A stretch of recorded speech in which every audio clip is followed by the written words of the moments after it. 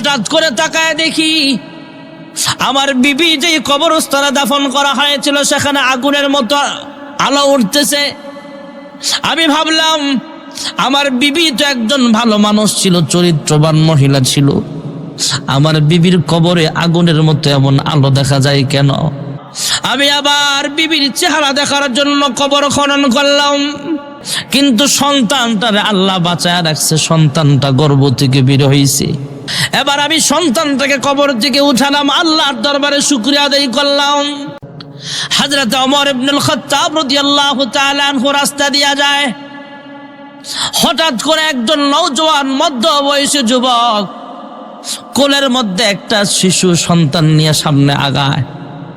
কোলের মধ্যে শিশু বাচ্চা, সামনে হযরত ওমরকে ডাক দিয়া বলে, হে খলিফাতুল মুসলিমিন ওমর, আমারে কিছু ভিক্ষা দেন, আল্লাহর রাস্তে আমারে কিছু সহায়তা করেন।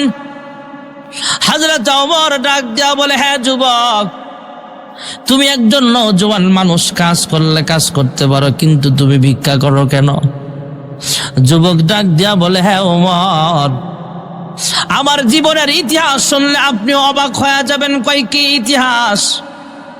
কয় আমি একজন মানুষ, আমি নতুন বিবাহ যখন করলাম, স্বামী স্ত্রীর সংসারটা সুখী চলছে, নতুন বিবাহ করলাম, এখনো সন্তানাদি হয় নাই, আমার সন্তান হয় নাই, কিন্তু আমার স্ত্রীটা যখন প্রেগনেন্ট, পেটে যখন বাচ্চা চলে আসছে, কাছাকাছি সময় চলে আসছে, হঠাৎ করে মাথার ভিতরে একটা কাজ ঢুকলো, কি করা যায়, সংসার তো ভালোই চলতেছে, হঠাৎ করে আমার বাড়ির এলাকার পাশ দিয়ে একটা বাণিজ্যিক কাফেলা যায়।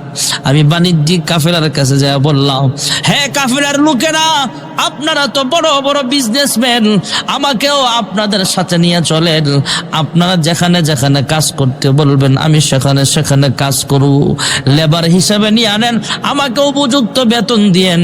লোকগুলো চিন্তা করলো, যুবকটাকে দেখা যায় শক্তিশালী মানুষ, কাজ করারও মন মানসিকতা আছে, চলেন আমাদের সাথে নিয়ে যায়।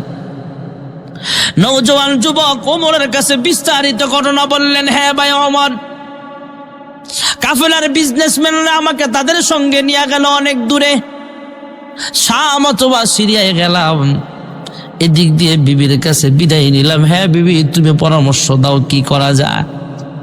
কয় যান, তবে আমার পেটে বাচ্চা আছে, কি করা যেতে পারে? ওই যুবক ডাক দিয়া বলে, পেটে যে বাচ্চাটা আছে আমি আল্লাহর হাতে সুপর্দ করে দিলাম, এই বাচ্চার হেফাজতের জন্য আল্লাহ যথেষ্ট। জোরে কোন সুবহানাল্লাহ। ভাইরা আমার, বন্ধুরা আমার, ওই যুবক নওজোয়ান যুবক ওমরকে ডাক দিয়া বলে, হ্যাঁ ভাই ওমর, আমি ব্যবসার কাজে অন্য দেশে চলে গেলাম, কয়েক মাস পর যখন বাড়ি ফিরলাম, বাড়ির মানুষ আমার সাথে কথা বলে, কিন্তু আমার বিবিরে আমি দেখি না। আমার বাড়ির মানুষগুলো আমার সুন্দরভাবে গোসল করায়, খানা পিনা খাওয়ায়, এক জায়গায় বসায়, আমার ঘুম পাড়ায়, কিন্তু আমার ঘুম আসে না। আমি জিজ্ঞেস করি, আমার সন্তান কই, আমার বিবি কই? এতদিনে মনে হয় আমার বাচ্চাটা কয়েক মাসের হয়ে গেছে। তোমার সন্তান যখন গর্ভে ছিল সে এখনো দুনিয়াতে আসে নাই, প্রেগনেন্ট অবস্থায় যখন বাচ্চা প্রসব করবে, মৃত্যু যন্ত্রণায় ছটফট করতে শুরু করছে, তথা প্রসব বেদনা যখন শুরু হয়ে গেছে, প্রসব বেদনা সইতে না পেরে সে দুনিয়া থেকে বিদায় হয়ে গেছে। তার পেটে সন্তান দুনিয়াতে আসে নাই, ওই পেটের সন্তান সহ তোমার বিবিটাকে দাফন করা হয়েছে। নওজোয়ান যুবকটা শোনার পর চোখের পানি ফেলে কান্দে। আমার স্ত্রী, তার পেটের ভিতরে বাচ্চা ছিল, মারা গেল, দাফন করা হলো। এই যুবকটা, ওই যুবককে ভালো জানে, যার বিবি মারা যায় সে বুঝে বিবির কষ্ট কেমন। এই নওজোয়ান যুবক ওমরে শোনাইতেছে, হে ভাই ওমর, আমি রাত্রেবেলায় ঘুমাই, কিন্তু আমার চোখে ঘুম নাই, মনে বড় কষ্ট। হঠাৎ করে তাকায় দেখি আমার বিবি যেই কবরস্থানে দাফন করা হয়েছিল সেখানে আগুনের মতো আলো উঠতেছে। আমি ভাবলাম আমার বিবি তো একজন ভালো মানুষ ছিল, চরিত্রবান মহিলা ছিল, আমার বিবির কবরে আগুনের মতো এমন আলো দেখা যায় কেন? আমি একটু ঘর থেকে বের হলাম, কবরস্থানের সামনে গেলাম, কাছাকাছি যখন গেলাম তখন বুঝতে পারলাম এটা কোনো আগুনের আলো নয়, এটা দেখা যায় জান্নাতি আলো। জোরে কোন সুবহানাল্লাহ।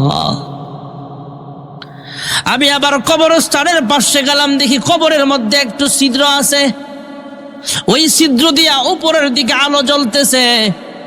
আমি ভাবলাম আমার বিবিটা তো নেককারিনী, একজন আল্লাহর বান্দি ছিল। এবার আমি আমার মনকে বুঝাতে পারি না, আবার বিবি দুনিয়া থেকে চলে গেল, মরা মুখটাও আমি কোনোদিন দেখলাম না। যুবক ওমরকে শোনায়, হে ভাই ওমর, আমি আবার বিবির চেহারা দেখার জন্য কবর খনন করলাম। কবর খনন করে তাকায় দেখি আমার বিবি মারা গেছে, কিন্তু আমার সন্তানটা মায়ের দুধ পান করতেছে। আমি তাকায় দেখি অবাক হলাম, আমার এই সন্তানটা যদিও বিদায় হয় নাই, মা বিদায় হয়ে গেছে কয়েক মাস আগে, কিন্তু সন্তানটারে আল্লাহ বাঁচায় রাখছে, সন্তানটা গর্ভ থেকে বের হয়েছে। আবার মায়ের যেখান থেকে দুধ আসে ওই বুকের জায়গাটা আল্লাহ সুস্থ রাখছে। যেরকম সুবহানাল্লাহ। এবার আমি সন্তানটাকে কবর থেকে উঠালাম, আল্লাহর দরবারে শুকরিয়া আদায় করলাম। হে ভাই ওমর, আমার আল্লাহ আমারে কেন বানাইছে, আমার সন্তানটাকে কেন বাঁচাইছে আপনি জানেননি? কয় কেন? কয় আমি যখন ব্যবসায়ী কাফেলার সাথে রওনা হয়েছিলাম, আমার বিবি চোখের পানি ফেলে কান্দে আমার বিদায় দেওয়ার সময় বলছিল, পেটের সন্তানটা আমার কি হয়েছে, কি হবে? পেটের সন্তানটা প্রেগনেন্ট মহিলাকে রাইখা আপনি চলে যাচ্ছেন।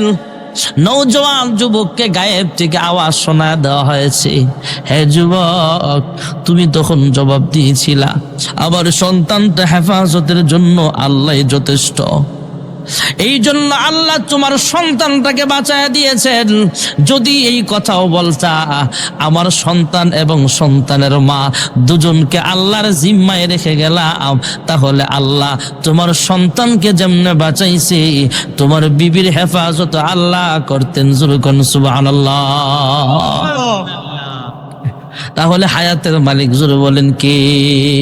মা মারা গেছে, মায়ের নাভি থেকে নিয়ে উপরের সাইডটা আল্লাহ সুস্থ রাখছে। এই শিশু বাচ্চাটা কবরের ভিতরে মায়ের দুধ পান করে, এই সন্তানটা যত ক্ষুধার যন্ত্রণায় কষ্ট না পায়, আল্লাহ মৃত মায়ের বুক থেকে দুধ পান করাইছে। রিজিকের মালিক জোরে বলেন কে? হায়াতের মালিকও আল্লাহ, রিজিকের মালিকও। الذي خلق الموت والحياة ليبلوكم أيكم أحسن عملا وهو العزيز الغفور। আমার আল্লাহ হায়াতের মালিক। দুনিয়ার জমিনে সবাই হায়াত চায়, কিন্তু পরিপূর্ণ হায়াত আমরা পাই না। অনেকে ভাবে সুন্দর একটা বাড়ি বানাইলাম, আর একটা বাড়ি বানায়া তারপরে দুনিয়া থেকে বিদায় হব। কত মানুষ সুন্দর বাড়ি বানায়, যেদিন ঘর উদ্বোধন করবে, ঘরের মধ্যে উঠবে, এর আগে দুনিয়া থেকে বিদায় হয়ে যায়। আছে না নাই? ওরে মানুষ হইছ বেহুশ দুনিয়ার পিছে, কি জবাব দিবি রে তুই আল্লাহর কাছে? হায়, কি জবাব দিবি রে তুই আল্লাহর কাছে? রাতে দিনে দৌড়া দৌড়ি, বিশ্রামের সুযোগটা নেই, নামাজ রোজা দূরের কথা, আল্লাহর নামটাও মুখে নাই। ঠিক না বে ঠিক? তোর পিছে মহা বিপদের সংকেত আছে, তোর পিছে মহা বিপদের সংকেত আছে, কি জবাব দিবি রে তুই আল্লাহর কাছে? হায়, কি জবাব দিবি রে তুই আল্লাহর কাছে? ঠিক না বে ঠিক? আল্লাহর বান্দা বান্দি তেলাওয়াত করবে আর রহমানির রহিম। আল্লাহ কুদরতি লিফটের মাধ্যমে তাকে সিঁড়ি বায়া বায়া উঠতে হবে না, যেখানে দাঁড়াবে সেই জায়গাটা আল্লাহ লিফট বানায় দিবে, আল্লাহ থেকে অটোমেটিক দ্বিতীয় তলায় পৌঁছায় দিবে। ঘোষণাকারী ঘোষণা দিবে, তোমাকে আল্লাহ দ্বিতীয় তলা বিল্ডিং এর মালিকানাও আল্লাহ বানায় দিয়েছেন।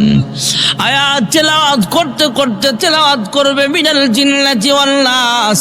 এক বর্ণনা মতে কোরআনুল কারীমের আয়াত সংখ্যা হলো 6666টা। এই বান্দা যখন তেলাওয়াত করবে, এক নাম্বার তেলাওয়াত শুরু হবে, লাস্ট নাম্বারের আয়াত তো যখন তেলাওয়াত করবে, যেখানে যায় তেলাওয়াত শেষ সেখানেই তার বাসস্থান হবে। জোরে কোন সুবহানাল্লাহ। লা ইলাহা লা ইলাহা লা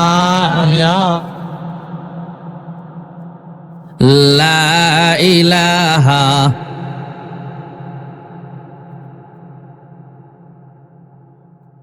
अल्लाह अल्लाह क्या मुबारक नाम है, अल्लाह अल्लाह क्या मुबारक नाम है, अल्लाह अल्लाह आशिकों का काम है, आशिकों का क्या मजा है, माशूकों से पूछियो शाखे गुल में क्या मजा है, बुलबुली से पूछियो ला इलाहा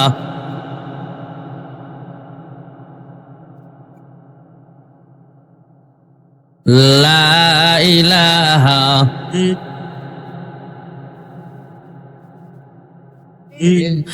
ला इलाहा इल्लल्लाह मुहम्मदुर রাসূলুল্লাহ সাল্লাল্লাহু আলাইহি ওয়াসাল্লাম। পোলাপেন লইয়া দোকানে গেছে, বাবে হাট করব, চাউল কিনবো। ছোট বলাবেন তো বুঝে না, দোকানদারে দেখবেন চাউলের যারা অরিজিনাল দোকানদার এরা দেখবেন 20 পদের 10 পদের চাউল ছোট ছোট বাড়ির মেয়েদে অথবা কাপড়ের উপরে অল্প অল্প করে থুইয়া দেয়, আছে না নাই? যে কিনতে গেছে আর ফোলায় ডাক দেখ, আব্বা আপনারা বলে চাইল কিনবেন, কহ তাহলে এই বেড়া দি ভিক্ষা লইয়া বসছে ছোট ছোট বাড়ির মেয়েদে, এরা আইসেন কেরে চাইল বাজারে লন। দোকানদারে ডাক দিয়া কয়, বাতিজা ছোট ছোট বাড়ি দেখে ভিক্ষার থালা মনে করছ, এটি হলো স্যাম্পল, আসল গোডাউন হলো ভিতরে। এখান থেকে তুমি পছন্দ করে যেই চালটা নিতে চাইবা, কয় বস্তা তোমার লাগবে, গোডাউনে চাইলের বস্তা আছে না নাই? দুনিয়ার জমিনটা হলো স্যাম্পল, পরকাল হলো গোডাউন। দুনিয়ার জমিনে আমরা বিল্ডিং চাই, আল্লাহ বিল্ডিং দিবে। দুনিয়ার জমিনে আমরা চাই আমাকে যেন সবচেয়ে সুন্দর দেখা যায়, স্মার্ট দেখা যায়। আল্লাহ তাআলা আমাদের সবাইকে হযরত ইউসুফ পয়গম্বরের মতো সুন্দর বানায় দিবে। সুবহানাল্লাহ। দুনিয়ার জমিনে আমরা চাই আমি যেন গাড়ির মালিক হই, কিন্তু সবার কিন্তু গাড়ি থাকে না, সব মাপের গাড়ি সবার নাই। কারো জীবনে 2 চাকার গাড়িও নাই, কারো জীবনে 2 চাকার একটা সাইকেল আছে, পায়ে দিয়া চালায়। আবার কারো জীবনে একটা মোটর সাইকেলের মালিক, কেউ আবার 3 চাকার মালিক, অটো রিক্সার মালিক, সিএনজির মালিক, কেউ আবার 4 চাকার মালিক। কেউ 10 লক্ষ টাকার দামের গাড়ি দিয়া চলে, কেউ 20 লক্ষ টাকা দামের গাড়ি দিয়া চলে। আমাদের বাংলাদেশে 2 কোটি 2.5 কোটি টাকার দামের গাড়ি দিয়েও মানুষ চলে। গাড়ির গতি হয়তো ঘন্টায় 100 কিলোমিটারে যেতে পারবে, অথবা ঘন্টায় 80 কিলোমিটারে যেতে পারবে। জান্নাতের মধ্যে আল্লাহ প্রত্যেকটা মানুষকে, জান্নাতের বাসিন্দাদেরকে গাড়ি দিবে। দুনিয়াতে হয়তো আমার আপনার গাড়ি নাই, কিন্তু সবারই মন চায়, সবাই গাড়ি পছন্দ করে। দুনিয়ায় সবার গাড়ি নাই, পরকালে আল্লাহ গাড়ি দিবে। এমন গাড়ি, একটা হলো প্রাইভেট কার, আর একটা হলো ফ্যামিলি নিয়ে হাইস নোয়া। সুবহানাল্লাহ। আর গাড়ির গতি থাকবে আলোর গতির মতো, প্রতি সেকেন্ডে 1,86,000 মাইল। জোরে কোন সুবহানাল্লাহ। জান্নাতের মধ্যে আল্লাহ তাআলা অনেক কিছু দিবেন আমাদেরকে। জান্নাতি মানুষগুলো যা চাইবে আল্লাহ তাই দিবে। একজন কয়, হুজুর আমার তো বিড়ির লগে অনেক মহব্বত, আল্লাহ বিড়িটা দিবনি। চাইতেন না, চাইলে আল্লাহ এটাও দিব, কিন্তু চাইবেন না, এত গান্দা জিনিস চাইতেন না। আমাকে কুমিল্লা, আপনারা তো নারায়ণগঞ্জের মানুষ বালা। আসরের সময় যে সাইজ চলে বয় 10টা 11টা পর্যন্ত চিল্লা লাগায়।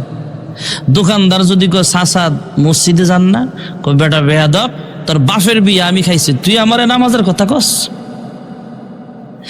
চা খায় আর একটার পর একটা মাঝে মাঝে মোমবাতিও টানে। এদিকেও আছে নাকি? আরে না, ফাও কইতেছে। টানতে টানতে লাস্টে একটা কষায় জোরে মারে। নাতি কয় দাদা দাদির গালো তেমন চুমা দাও না। তুই এটার মজা কি বুঝবি? এটার নাম হলো শোক থান।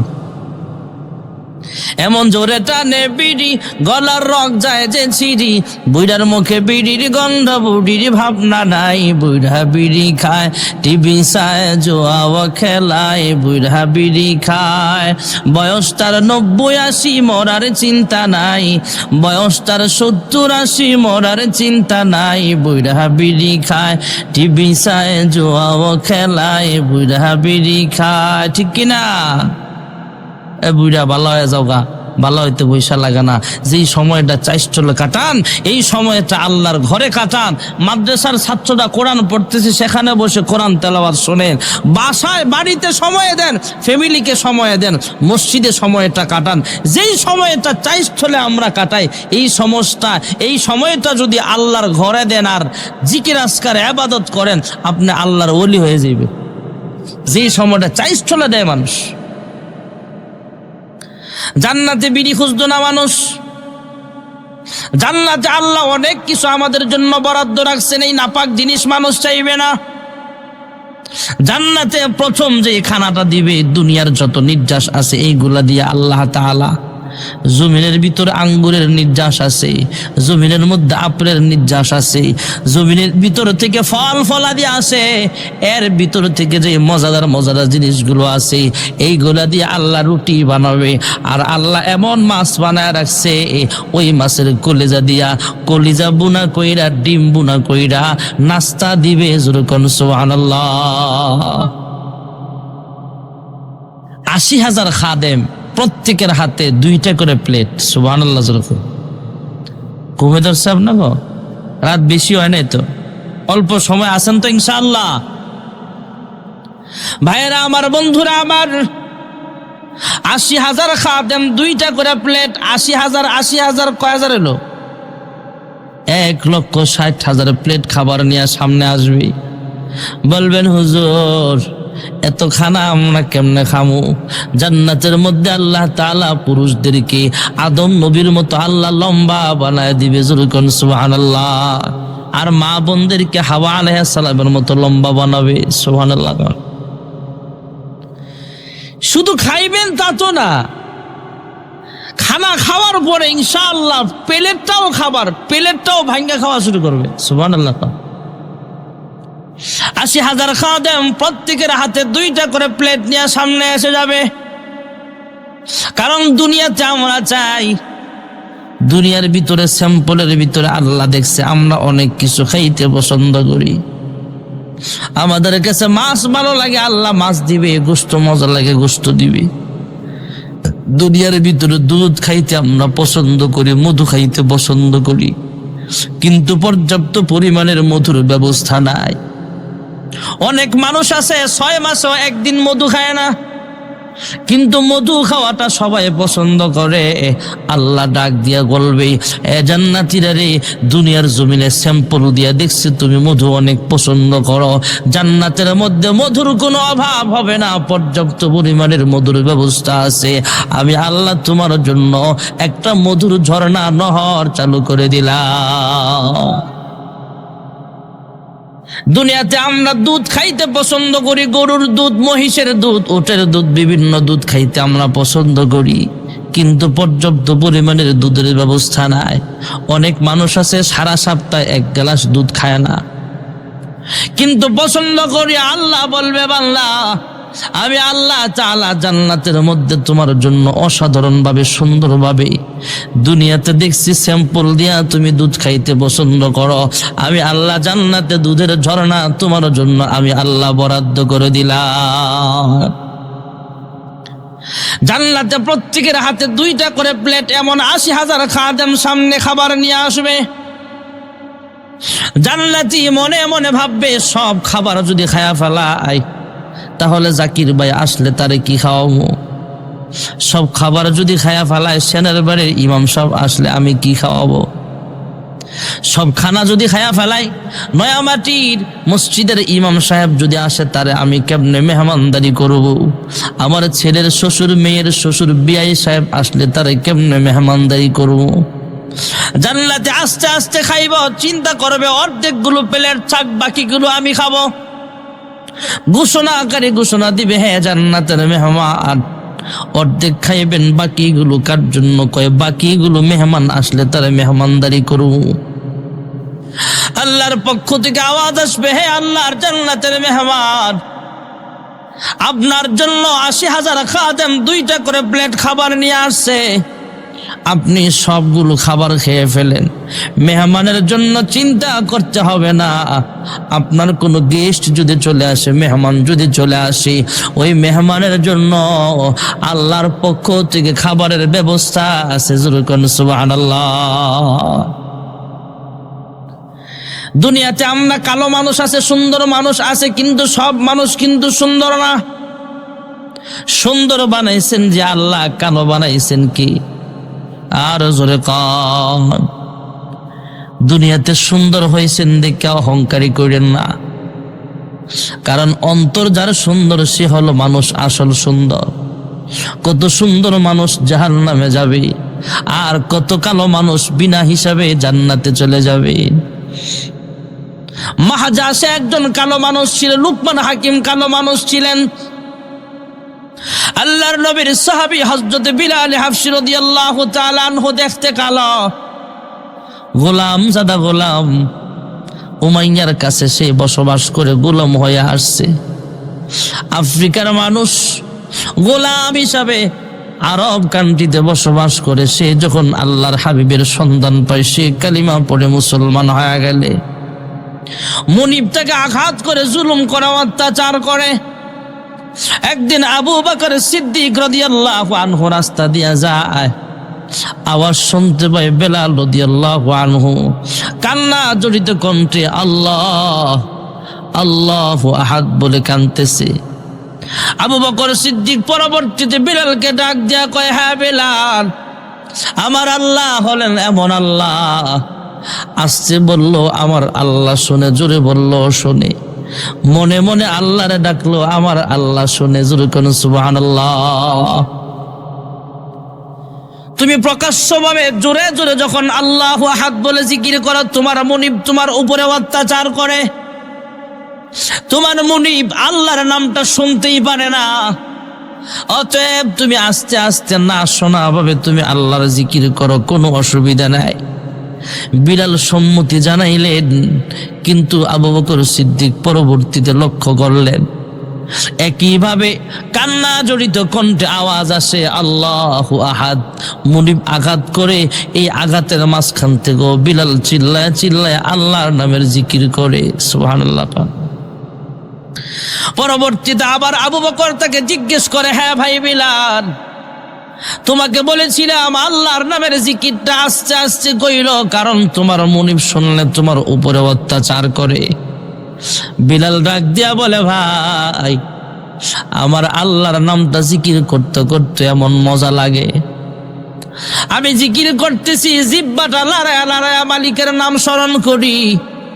আমার মুনিব আমার মানসিক কষ্ট দেয়, শারীরিক কষ্ট দেয়, যত কষ্টই দেখ না কেন, যখন আমি আল্লাহর নামের জিকির করতে থাকি, এই জিহ্বাটা লাগায়া মালিকের তাসবিহ পড়তে থাকি, আল্লাহর কসম করে বলি রে ভাই, আল্লাহর নামের জিকির এত মজা, মুহূর্তের মধ্যে আমার শারীরিক মানসিক সব কষ্ট আল্লাহ আমার দূর করিয়া দেয়। তুমি পার করতে মুচর অভাব দুঃখী লোকের, তুমি পরম মুক্তিদাতা মালিকে জগতের। তোমার কাছে চাই যে পানা আমরা প্রতিদিন, তোমার দয়ায় পূর্ণ আমার সারা নিশিদিন। লা ইলাহা লা ইলাহা লা ইলাহা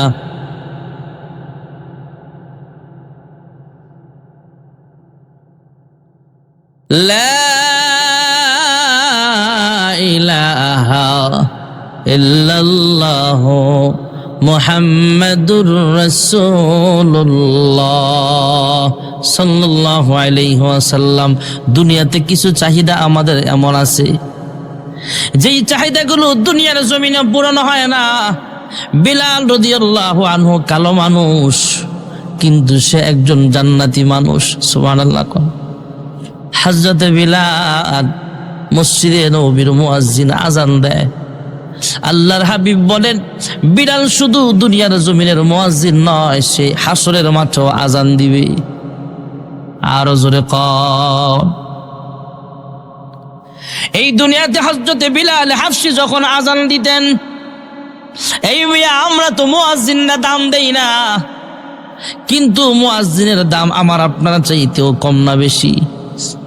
আল্লাহর হাবিব বলেন, বিলাল দুনিয়ার জমিনে যখন আজান দিত, বিলালের সময় কোনো মাইকের ব্যবস্থা ছিল না। বিলাল আজান দিলে চতুর্দিকে 33 মাইল করে আজানের আওয়াজ শোনা যাইত। আল্লাহর হাবিব বলেন, বিলাল আজান দেয়, চতুর্দিকে 33 মাইল যদিও শোনা যায়, কিন্তু উপর দিকে আরশ আজিম পর্যন্ত আজান পৌঁছিয়া যায়। আর বিলাল যখন জান্নাতি উটের উপরে ওইটা হাসরের মাঠে আজান দিবে, রহমতে আলম নবী বলেন, ওই বিলালের আজানের আওয়াজ পুরা হাসরবাসীদের কানে আল্লাহ তাআলা পৌঁছায় দিবে। কালো মানুষেরও দাম আছে না নাই? এই জন্য সুন্দর হলে অহংকার করা যাবে না। সুন্দর বানাইছেন আল্লাহ, কালো বানাইছেন কে? বরং আয়নার সামনে যে আমরা দোয়া পড়ি, আয়নায় যখন নিজের চেহারাটা দেখবেন তখন অহংকারী আসবে না, বরং আল্লাহর কাছে দোয়া করা, আল্লাহুম্মা হাসসানতা খালুকি ফাহাসসিন খুলুকি। আয় আল্লাহ, আমার চেহারাটা যেমন সুন্দর বানাইছো, চরিত্রটাও সুন্দর বানাও। কারণ চেহারা সুন্দর দিয়া জান্নাতে যাওয়া যাবে না যদি চরিত্রটা ভালো না হয়। চরিত্র খারাপ হলে দুনিয়ার মানুষও তারে দেখতে পারে না। কয় লোকটা দেখতে সুন্দর, কয় সুন্দর হলে কি আস্তে একটা লুচ্চা আছে না নাই? কয় মায়াটা অনেক সুন্দর রে, আরে সুন্দর হলে কি মায়াটা স্বভাব ভালো না। চরিত্র ভালো হওয়া লাগবে। চেহারা সুন্দর দিয়ে কি হবে, চরিত্র যদি নষ্ট হয়। তাই আয়নার সামনে যখন দেখবেন আপনার চেহারাটা সুন্দর দেখা যায়, তখন দোয়া পড়া, আল্লাহ যেমন ভাবে আমার চেহারা সুন্দর বানিয়েছো, আমার দেহটাকে যেমন সুন্দর বানাইছেন, আমার চরিত্রটাও ভালো করে দেন। জোরকন সুবহানাল্লাহ। দুনিয়াতে কালো মানুষও আছে, কিন্তু সবাই চায় আমার যেন সবচেয়ে সুন্দর দেখায়। কিন্তু সবাই কিন্তু সুন্দর হতে পারে না, কারণ সুন্দর কালো বানানোর মালিক হলো আল্লাহ। আল্লাহ জন্মগতভাবে যেইভাবে বানাইছে সেইভাবে মানুষ সৃষ্টি হয়। কিন্তু দুনিয়ার সব মানুষ চায় সুন্দর হতে, জান্নাতে একজন কালো মানুষও থাকবে না, সবগুলোর ইউসুফ নবীর মতো সুন্দর বানাবে। জোরকন সুবহানাল্লাহ। কিছু কমন চাহিদা আছে, লম্বা চূড়া বয়ান না, অল্প সময়ে বলে দোয়া হয়ে যাবে, কেউ উঠেন না। 1 নম্বরের কমন চাহিদা হলো দুনিয়ার মানুষ বাঁচতে চায়, মরতে চায় না। দুনিয়ার মানুষ আরো বাঁচতে চায়, আরো বাঁচতে চায়। এই আশাটা সবার ভিতরে আছে, আছে না নাই? আমার ভিতরেও আছে, আপনার ভিতরেও আছে, কিন্তু এই আশাটা পূরণ হয় না। একদিন মরণ চলে আসে। হায়াত যতদিন থাকবে ততদিন মানুষ বেঁচে থাকবে, হায়াত শেষ, এক সেকেন্ড থাকার মতো ক্ষমতা আমাদের নাই। ইযা জাআ আজালুহুম লা ইস্তাখিরুনা সাআতাও ওয়া লা ইস্তাকদিমুন।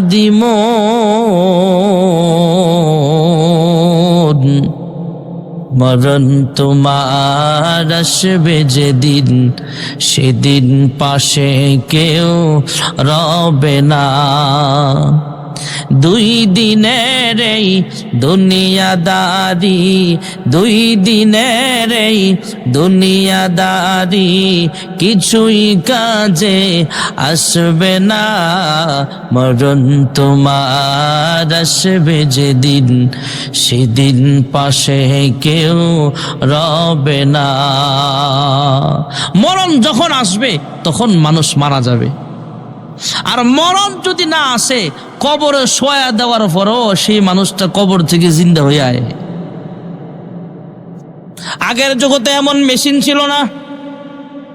এখন তো মানুষ হাসপাতালে মারা গেল, তারপরও ডাক্তাররা মেশিন দিয়া পরীক্ষা করে। এমনি হাতে যখন দেখবে শ্বাস আসে না, তারপর আবার মেশিন দিয়া পরীক্ষা করে। আবার অনেক লোক আছে এইভাবে রোগের মধ্যে ধরলে বুঝতে পারে লোকটা মারা গেছে। সংক্ষিপ্ত আকারে বলছি ভাইরা আমার, কেউ উঠবেন না, দোয়া হয়ে যাবে। আল্লাহ রাব্বুল আলামিন জান্নাতের ভিতরে আমাদের এই আশাটা পূরণ করবে। দুনিয়ার মানুষ বাঁচতে চায় কিন্তু বাঁচতে পারে না, মরণ চলে আসে। জান্নাতি মানুষের কোনোদিন মরণ হবে না, খালিদিনা ফিহা আবাদা, চিরদিনের জন্য হায়াত লম্বা করে দিবে। জোরে কোন সুবহানাল্লাহ। দুনিয়ার মানুষ যৌবনকাল চিরদিন থাক এটা চায়, কিন্তু আমাদের বৃদ্ধকাল আছে না নাই? এখন যাদের বয়স 70-80 হয়ে গেছে, অনেক দাদা নানাদের নানিও মারা গেছে, তথা অনেক বুড়া মানুষের বুড়িটাও দুনিয়াতে চলে গেছে, দুনিয়া থেকে বিদায় হয়ে গেছে। এই 80 বছরের 100 বছরের বৃদ্ধকে যদি বলা হয় তোমাকে যৌবন ফিরিয়ে দেওয়া হবে, প্রয়োজনে আরেকটা যুবতী তোমার সাথে বিবাহ পড়ানো হবে, বেজার হইব না খুশি হইব? বিয়ের কথা কইলে এমনি খুশি হয়ে যাবে। কিন্তু দুনিয়াতে মানুষ সব সময় যৌবনকাল থাকে না। আল্লাহ তাআলা জান্নাতে এই আশাটা পূরণ করবে, জান্নাতি মানুষ কোনোদিন বৃদ্ধ হবে না। সুবহানাল্লাহ। হ্যাঁ যুবক ভাইরা আমার, চন্দে গুই বাগে মাম বুস্তান মান, চন্দে গুই বাগে মাম বুস্তান মান, ইনা গুই গুরে গুরুস্তান মান, দর জওয়ানি তওবা করদান শিওয়ায়ে পয়গম্বরি, ওয়াক্ত পিরি গরগে জালেম মিশাওয়াত পরহেজগারি। 2 দিন ব্যাপী সম্মেলন শেষ হওয়ার পরে আখিরে মোনাজাত শেষ। এক বৃদ্ধ মানুষ বাড়ির দিকে যায়, কবরস্থান পার হয়ে রাস্তার গেটের সামনে যায়, 3 রাস্তার মোড়ে যায়, আর বাড়ির যায় না। একবার ডান দিকে যায়, আরেকবার বাম দিকে যায়, একবার সামনে যায়, আরেকবার পিছনে যায়। এক জায়গায় বারবার ঘুরতেছে। ব্রিজের উপরে কিছু যুবক পোলাপান রাত্রেবেলা আড্ডা মারে, বিড়ি খায়, গাঞ্জা খায়, আছে না? কয় হুজুর আমাদের পোলাপান বাবারা এখন বাবা খায়। আরেক ফুলাফান কয় আমার 2 বাবা, এক বাবা হলো আমার জন্মদাতা, আরেক বাবা হইলো খাই। এমন বাবাখোর সমাজে আসেনি ভাইয়েরা আমার, বন্ধুরা আবার। এমন 2 নওজোয়ান যুবক ব্রিজের উপরে দাঁড়ানো, ডাক দেয়া বলে হ্যাঁ চাচা। এই চাচার জন্য যুবকদের ডিস্টার্ব হচ্ছে। ওরা ডাক দেয়া কয় চাচা কই যান, কি হারাইছেন? এমনি একবার সামনে যান, আরেকবার বাম দিকে তাকান, আরেকবার পিছে যান, আরেকবার সামনে যান, কি হইছে, কি হারাইছেন? আমাদের বলে না, ওরা আপনার তালাশ করে হারায় যাওয়া মালটা বের করে দিব। যুবক তারপরও যখন এই মুরব্বীকে কথাগুলো বলে, মুরব্বী কোনো কথা বলে না, শুধু ঘোরাঘাড়ি করে আর চোখের পানি ফেলে কেন যেন কানলে। নওজোয়ান 2 জন যুবক আবার ডাক দিয়ে বলে হ্যাঁ চাচা, আমরা যুবক মানুষ, কি হারাইছেন আমাদেরকে বলতে পারেন, আমরা তালাশ করে বের করে দেব। মুরব্বী তারপরও বলে না, এবার দুই যুবক যখন মোটামুটি ধমকের সাথে জিজ্ঞেস করে, চাচা কি হারাইছেন তাড়াতাড়ি কন, নাইলে এখান থেকে কেটে পড়েন, এখানে ঘোরাঘুরি করেন কেন? যুবকদের এই কথার জবাবে বৃদ্ধ ডাক দিয়া কয়, বুড়া মানুষটা ডাক দিয়া কয়, আমি কি হারাইছি তোমরা কি শুনতে চাও? কয় হা হা। কয় আমি এমন জিনিস হারাইছি কিয়ামত পর্যন্ত তুমি আর তোমার বন্ধু কেন সব মানুষ মিলেও যদি তালাশ করো কোনোদিন খুঁজে পাওয়া সম্ভব হবে না। এবার দুই যুবক আশ্চর্য হ্যাঁ বলে, হ্যাঁ চাচা এমন কি জিনিস হারাইছেন?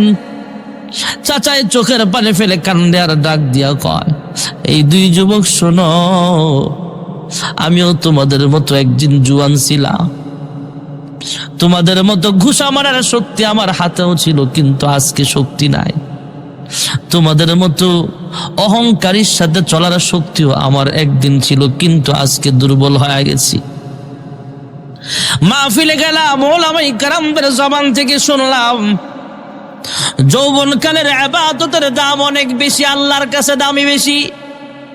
দরজওয়ানি তাওবা করদান শিওয়ে পয়গম্বরি ওয়াক্তি পীরি গরগে জালেম মিশাওয়াত পরহেজগারি চন্দে গুই বাগে মাম বুস্তানে মান, চন্দে গুই বাগে মাম বুস্তানে মান, ইনা গুই গোরে গোরুস্তানে মান, মৌতুকা আসিন কুল্লু নাফসিন শারেবু কবর বাইতিন কুল্লু নাসিন দাখিলু। অল্প সময়ে দোয়া হয়ে যাবে ভাইয়েরা আমার। জানি না আজকের মাহফিল কার জন্য জীবনের শেষ মাহফিল হয়ে যায়। আমার দেহ থেকে যখন রূহটা আলাদা হয়ে যাবে, কিছু মানুষ দৌড়ায় মসজিদে যাবে মাইকে আলাদা করার জন্য, কিছু মানুষ বাজারের পথে রওনা হবে কাফনের কাপড় কেনার জন্য। এই পর্দা নিশিন মা, একদিন আপনি নতুন বধূ সেই জাজি বাড়িতে এসেছিলেন, নতুন কাপড় পরিহিত অবস্থায় আপনি আপনার স্বামীর বাড়িতে এসেছিলেন। এলাকার সমস্ত মহিলারা আপনাকে দেখার জন্য ভিড় জমাইছে। আবার এমন সময় আসবে সেদিন আপনাকে 5টা সাদা পোশাক পরায় দিবে, সুন্দর পোশাক। সেদিনও আপনাকে দেখার জন্য এলাকার মহিলারা ভিড় জমাইবে। তবে প্রথম দেখার শেষ দেখা কিন্তু এক হবে না। আমার দেহ থেকে যখন রূহটা আলাদা হয়ে যাবে, কয়েকজন বাজারে যাবে কাফনের কাপড় কিনতে, কয়েকজন বড়ই পাতার গরম পানি করতে ব্যস্ত হয়ে যাবে, আর কয়েকজন বাঁশঝাড়ে বাঁশ কাটতে ব্যস্ত হয়ে যাবে, আর কয়েকজন কবরস্থানে যাবে আমার জন্য একটা গর্ত করবে, কবরস্থানে কবর খনন করবে। মশারি টানায়া জীবনের শেষ গোসল দিয়া দিবে।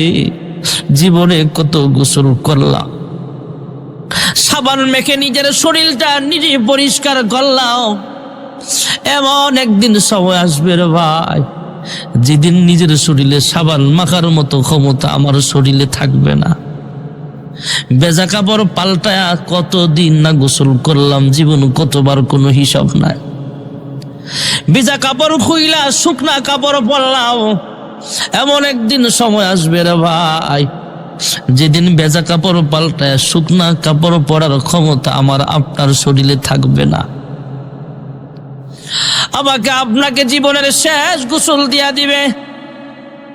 এবার সুন্দর সাদা পোশাকে জড়ায়া খাজিয়ার উপরে শোয়া দিবে। 4 জন শক্তিশালী জওয়ান যুবকের প্রয়োজন হবে। 4 জন শক্তিশালী মানুষ। শুধু শক্তি থাকলে হবে না, সাহস লাগবে। সাহসী 4 জন মানুষ আমার খাটটা বহন করে জানাজার মাঠে নিয়ে যাবে। জানাজার দোয়া পড়বে, আল্লাহুম্মা গফির লিহাইয়িনা ওয়া মাইয়িতিনা ওয়া শাহিদিনা ওয়া গায়িবিনা ওয়া সগীরিনা ওয়া কাবীরিনা ওয়া যাকারিনা ওয়া উনসানা। আল্লাহুম্মা মান আহইয়াইতাহু মিন্না ফাহিহি আলাল ইসলাম ওয়া মান তাওয়াফাইতাহু মিন্না ফাতাওয়াফাহু আলাল ঈমান। জানাজা কমপ্লিট করে মানুষগুলো আবার আমাকে কবরস্থানে নিয়ে যাবে। কবরে নিয়ে যাবে, সেখানে আমাকে দাফন করার জন্য। এবার কবরের পাশে যখন খাটটা নামায়া দিবে, যেই মানুষগুলো খাট বহন করছে আর চাইতে আরো সাহসী 2-3 জন মানুষ কবরে নামবে। সবচাইতে সাহসী মানুষ 2-3 জন নাইমা আমার লাশটা নামাবে। একজন একজন করে যখন লাফ মেরে উপরে উঠিয়া যাবে, কবরের বাসিন্দার কলেজা ছোট হয়ে যাবে। কিরে ভাই, তোর জন্য আমি কি না করলাম, তুই আমারে ছাইরা কেন ওইটা গেলি? হ্যাঁ সন্তান, তোর জন্য বাড়ি সাজাইলাম, গাড়ি সাজাইলাম, আবার একা রাইখা চলে যাও। খবর থেকে লাফ মেরে যখন শেষ ব্যক্তিটাও উঠে যাবে, এবার মাসায় দেওয়া হবে, বাঁশ দেওয়া হবে, পাটি দেওয়া হবে, কলা পাতা দেওয়া হবে। এরপরে যখন কোদাল দিয়া মাটি নিক্ষেপ করবে, হাত দিয়া যখন আমরা মাটি দিব, মিনহা খলাকনাকুম ওয়া ফিহা নুঈদুকুম ওয়া মিনহা নুখরিজুকুম তারাতান উখরা। মাটি দিয়া সবাই চলে আসবো, তখন কবরের বাসিন্দা চিন্তা করবে, হায় রে, দুনিয়ার পিছনে ঘুইরা সব ভুইলা গেলাম, আল্লাহর কুদ্দুতি পায়ে সাজদা দাও ভুইলা গেলাম। আজকে এই অন্ধকার কবরে সাথী নাই, বাতি নাই। এই কবরে আমার আল্লাহ ছাড়া আমার আপন কেউ নাই। ঠিক না বেঠি? ওই বুড়া মানুষ নওজোয়ান যুবকদেরকে নসিহত করে, তোমরা শোনো, তোমাদের মতো যুবক আমিও একদিন ছিলাম, এখনো সময় আছে, ভালো হয়ে যাও। আমি এখন বুড়া হয়ে গেছি, আমি পাওয়ারলেস, আমার তোমাদের মতো আমার শক্তি নাই, পাওয়ার নাই। যুবক ভাইয়েরা, আমার যৌবন চিরদিন থাকে না। তোমার আবার মতো কত যুবক কবরের বাসিন্দা হয়ে গেছে। ভাইয়েরা আমার, যেই কথা বলা আমার উদ্দেশ্য, যৌবন কালের দাম আছে না নেই? দুনিয়ার মানুষ সবাই চায় চিরদিন যৌবন কাল থাকতে, কিন্তু থাকে না। মানুষ হায়াত চায় কিন্তু হায়াত থাকে না। মানুষ চিরদিনের জন্য সুখ চায় কিন্তু সারা জীবন সুখ থাকে না। মানুষ সারা জীবন সুস্থ থাকবার চায় কিন্তু সুস্থ থাকতে পারে না। আমার আল্লাহ ডাক দিয়া বলে, ইন্নাল্লাযীনা আমানু ওয়া আমিলুস সালিহাত وعملوا الصالحات كانت لهم جنات الفردوس نزلا خالدين فيها لا يبغون عنها حولا।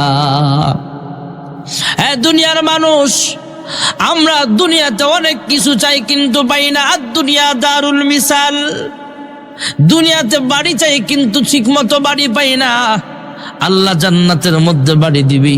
দুনিয়ার মানুষ শরীরটা সুন্দর চাই কিন্তু সবাই কিন্তু সুন্দর না। আল্লাহ সুন্দর বানায় দিবে। জান্নাতের মধ্যে মহান আল্লাহ অনেক নিয়ামত দিবে, গাড়ি দিবে, বাড়ি দিবে, কমপক্ষে 70টা বউ দিবে। সুবহানাল্লাহ। হরে গিলমান জিতনি নিয়ামত হায় তু, हौरे गिलमन जितनी नामत है तू, सबसे बेहतर नामते दीदार तू। দোয়া হয়ে যাবে ভাইয়ারা আমার, আল্লাহ তাআলা জান্নাতের বাসিন্দাদের জিজ্ঞেস করবে, হ্যাঁ জান্নাতীরা, দুনিয়ার জমিনে যা যা শুনছিলা জান্নাতের নিয়ামতের কথা সব ঠিক মতো পাইছো কিনা? জান্নাতীরা বলবে, হে আল্লাহ, নয়ামাটি কবরস্থানের মাহফিলে যা শুনছিলাম এর চাইতে আরো বেশি পাইছি। সুবহানাল্লাহ, জোরে কন। আল্লাহ জিরে যেহেতু মেজবান, আল্লাহ জান্নাতের বাসিন্দাদের বলবে, আরো কিছু চাওয়ার থাকলে চাইতে পারো, সেটাও আমি আল্লাহ দেব। সুবহানাল্লাহ। জান্নাতীদের বাসিন্দাদের পক্ষ থেকে সেদিন আওয়াজ আসবে, জান্নাত ও দোজখ সে ইয়া রব ক্যা করো, जन्नत और दोज़ख से या रब क्या करो, आरज़ू है मैं तुझे देखा करो। हौर गिलमन जितनी नामत है तो सबसे बेहतर नामते दीदार तू। जन्नते जाई या वजदी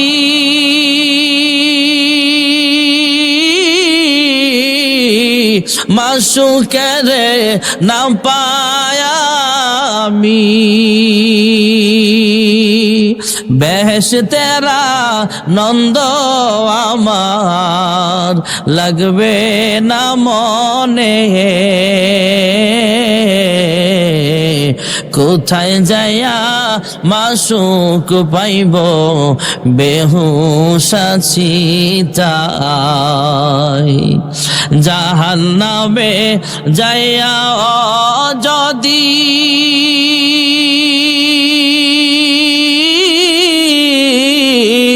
মাসুকের পাইতাম আমি,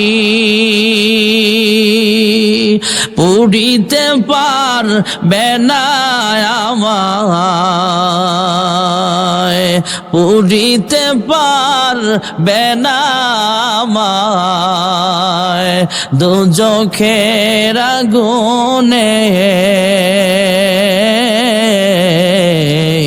কোথায় যাইয়া মাসুক পাইব বেহুশ আছি তাই। জান্নাতের বাসিন্দারা বলবে, আল্লাহ এত কষ্ট করে শীতের রাত্রে ওয়াজ মাহফিলে বসেছিলাম তোমার খুশি করার জন্য, কিন্তু তুমি আল্লাহকে কখনো আমরা দেখতে পারি নাই। শীতের রাতে ফজরের সময় সবচেয়ে বেশি ঠান্ডা থাকে, কত মানুষ ঘুমায় কিন্তু আমরা ঘুমাই নাই, কষ্ট করে হলো ফজরের নামাজটা পড়তাম। আয় আল্লাহ, তোমাকে এক নজরে দেখার জন্য জান্নাতের সব নিয়ামত আমার কাছে তুচ্ছ, জান্নাতে দেও আর জাহান্নামে দেও, কোনো অসুবিধা নাই। এমন একটা জায়গায় আমাকে রাখেন যেখান থেকে আপনাকে দেখতে পাই। সুবহানাল্লাহ। আমি আগেই বলেছিলাম দুনিয়াটা স্যাম্পল, এই ওয়াজ মাহফিলটাও স্যাম্পল, আসল ওয়াজ মাহফিল হবে জান্নাতে। সুবহানাল্লাহ। বাবু সালাম, জান্নাতের ভিতরে একটা হল রুম থাকবে, ফ্যান্ডেলওয়ালা রুম। যেই ফ্যান্ডেল এত বড়, যেই রুম এত বড়, পুরা পৃথিবীর সব জান্নাতি মানুষ একসাথে জায়গা হবে। তাহলে আমাদের ফ্যান্ডেলের চেয়ে আরো ছোট না অনেক বড়? এখানে তো আপনারা নিচে বসেছেন, শুধু বক্তাকে যেন কথা বলতে সুবিধা হয়, আপনারা দেখতেও সুবিধা হয়, তাই চেয়ারে বসাইছেন। আর জান্নাতে শুধু বক্তার জন্য চেয়ার নয়, স্টেজে থাকবে 3টা চেয়ার। একটা হলো বিশেষ মেহমান, আরেকটা হলো প্রধান মেহমান, আরেকটা হলো প্রধান অতিথির, আরেকটা হলো সভাপতির। সুবহানাল্লাহ।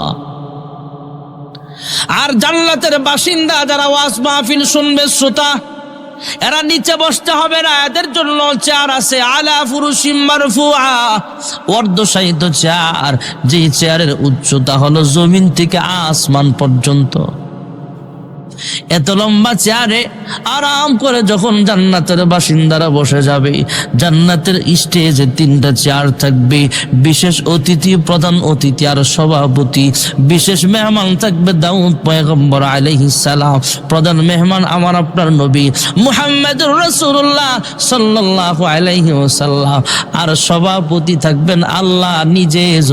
সুবহানাল্লাহ। এই ওয়াজ মাহফিল স্যাম্পল।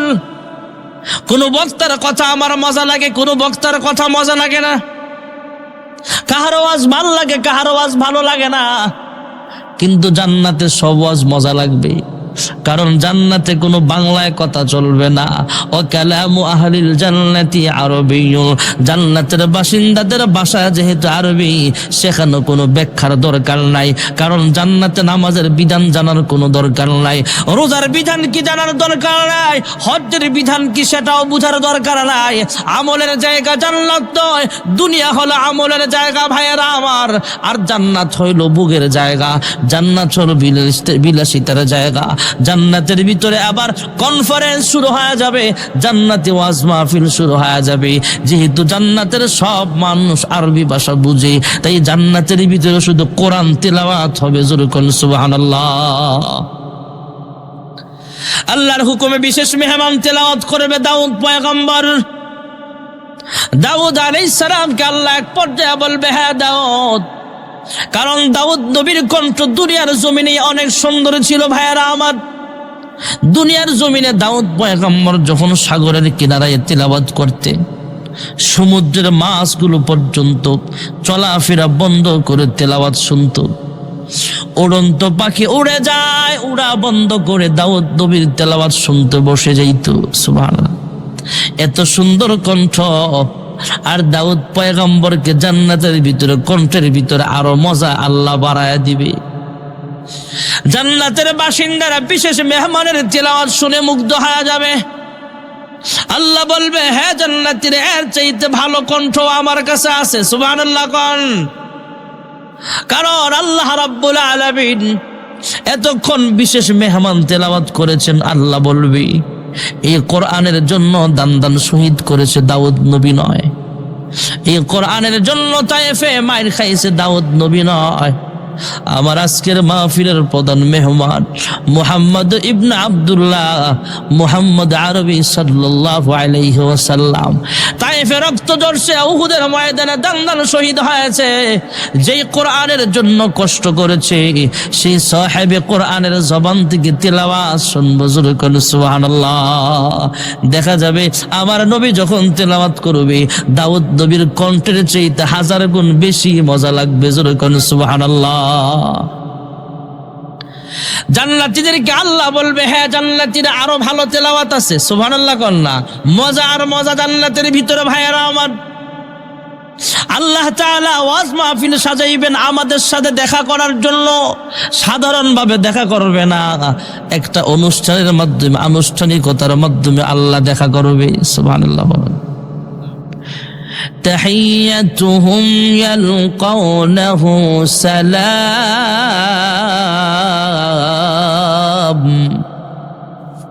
سلام قولا من رب رحيم।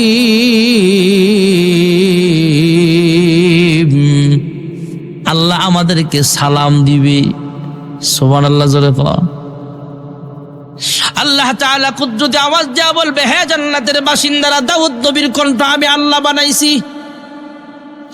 আমার নবীর কণ্ঠ, আমার হাবিবের কণ্ঠ আমি আল্লাহ দিয়েছি।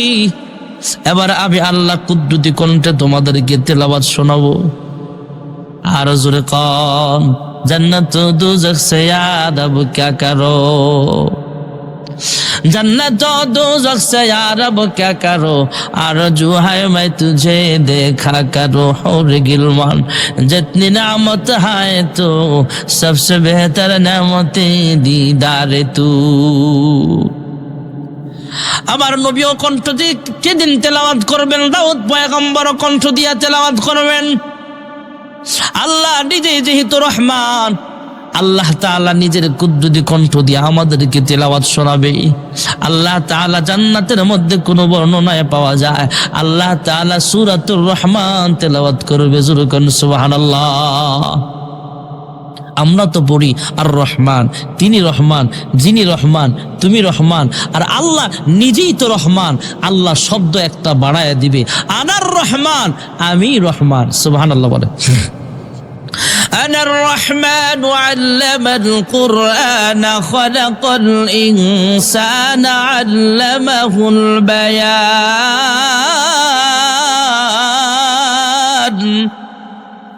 আল্লাহ কুদরতি কণ্ঠ দিয়া যখন তেলাওয়াত শোনাবে, আমরাও যখন ইনশাআল্লাহ শুনবো, জান্নাতি মানুষগুলো হাজার হাজার বছর পর্যন্ত আল্লাহর কুদরতি চেহারার দিকে তাকায় থাকবে। সুবহানাল্লাহ। হাজার হাজার হাজার হাজার বছর পার হয়ে যাবে, হুরে গিলমানরা জান্নাতের ভিতরে আমাদের জন্য অপেক্ষায় আছে। এই দুনিয়ার বিবিও জান্নাতে থাকবে যদি স্বামী আর স্ত্রী দুজন জান্নাতি হয়। এছাড়াও আল্লাহ কমপক্ষে 70টা হুরের সাথে বিয়া করায়া দিব। আর বলবেন, হুজুর বিবির কি হবে? এই দুনিয়ার বিবির চাইতে জান্নাতি হুর সুন্দর, তাহলে বিবির কি হবে? আপনার বিবিও যদি জান্নাতি হয়, স্বামীও যদি জান্নাতি হয়, তাহলে জান্নাতের যত হুর আছে, হুরের চাইতেও আপনার বউটাকে আল্লাহ বেশি সুন্দর বানায় দিবে। ভাইরা আমার, বন্ধুরা আমার, হুরে গিলমানরা চিঠি লিখবে, আল্লাহ আমরা আমাদের স্বামীদের জন্য বসে আছি, ওয়াজ মাহফিল সমাপ্ত করেন। আয় আল্লাহ, হাজার হাজার বছর পার হয়ে গেছে, আমরা অপেক্ষায় আছি। কারণ জান্নাতি নারীদের স্বভাব হলো সেজেগুজে স্বামীর জন্য অপেক্ষা করা, ঠিক না বেঠি? আর আমাদের দেশের অধিকাংশ নারীর স্বভাব হলো ঘরের ভিতরে সবচেয়ে পুরান কাপড় পরে বিয়ার অনুষ্ঠানে গেলে 2 ঘন্টা লাগায়া সাজে, আছে না? না, সবার কথা বলছি না, অধিকাংশ মহিলাদের স্বভাব সুকেস ভর্তি সুন্দর সুন্দর কাপড় আছে, স্বামী আসছে ঘরে সুন্দর কাপড় পরতো না। সবচাইতে আমাকে গ্রাম্য ভাষায় কয় আফু চিল্লা কাপড়, সবচাইতে বাজে কাপড় যেটা এটা পরবো। কিন্তু কোন অনুষ্ঠানে গেলে 2 ঘন্টা লাগায় ছড়ে লিপস্টিক দেখে। ও মা, ও বোন, তোমার উচিত হলো স্বামী যখন আসবে তখন সবচেয়ে সুন্দর কাপড়টা পরবা, ঠিক না বেঠিক? জোরে বলেন। এটার জন্য মাঝে মাঝে মার দিবেন, বউ যদি সুন্দর কাপড় না পরে আপনি আসলে মার দিবেন, জায়েজ আছে। পরকে দেখাবার জন্য না।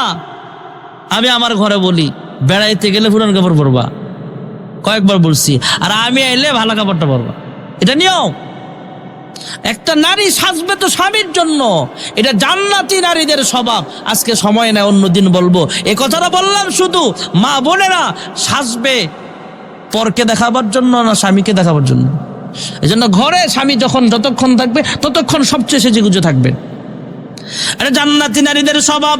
আল্লাহ আমাদের মা বোনদেরকে জান্নাতি নারী হিসেবে কবুল করো।